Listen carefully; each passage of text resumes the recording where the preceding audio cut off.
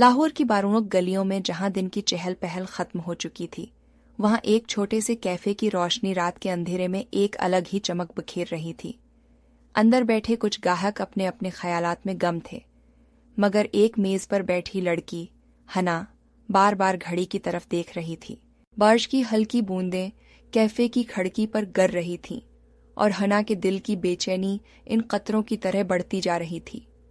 وہ ایک لمحے کے لیے آنکھیں بند کرتی اور پھر جلدی سے کھول کر دروازے کی طرف دیکھتی، جیسے کسی کے قدموں کی چاپ سننے کا انتظار ہو۔ کہاں ہو احسن؟ اس نے دل ہی دل میں کہا۔ اچانک دروازہ کھلا اور ایک لمبے قد پرکشش چہرے والا نوجوان اندر داخل ہوا۔ اس نے جلدی سے ارد گرد دیکھا اور پھر سیدھا ہنا کی میز کی طرف بڑھا۔ سوری تھوڑا لیٹ ہو گیا، احسن نے مسکراتے ہوئے کہا اور کرسی کھینچ کر بیٹھ گیا۔ تم ہمیشہ یہی کہتے ہو، ہنا نے مصنوعی غصے سے کہا، اور تم ہمیشہ مجھے معاف کر دیتی ہو، احسن نے چائے کا گھونٹ لیتے ہوئے جواب دیا۔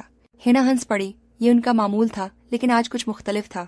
میں تم سے کچھ ضروری بات کرنا چاہتی ہوں، ہنا نے سنجیدہ لہجے میں کہا۔ ہاں کہو، احسن نے اس کی آنکھوں میں دیکھتے ہوئے کہا۔ میرے والدین نے میرے لیے ایک رشتہ دیکھا ہے اور میں نہیں جانتی کہ میں انہیں کیسے سمجھاؤں کہ میری زندگی میں تم ہو۔ ہنا کے الفاظ میں الجھن تھی۔ احسن نے گہری سانس لی۔ ہماری محبت اتنی کمزور نہیں کہ کچھ روایات اسے ختم کر سکیں، احسن نے نرمی سے اس کا ہاتھ تھام کر کہا۔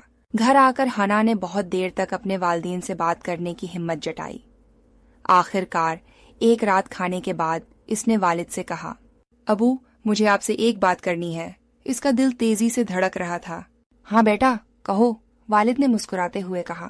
میں کسی اور کو پسند کرتی ہوں اور میں اسی سے شادی کرنا چاہتی ہوں، ہنا نے جلدی سے کہہ دیا۔ کمرے میں خاموشی چھا گئی۔ والد کا چہرہ سخت ہو گیا اور ماں کی آنکھوں میں حیرت تھی۔ یہ کیسے ممکن ہے؟ ہم نے تمہارے لیے ایک اچھا رشتہ ڈھونڈا ہے اور تم کہہ رہی ہو کہ تم کسی اور کو چاہتی ہو۔ والد کا لہجہ سخت تھا۔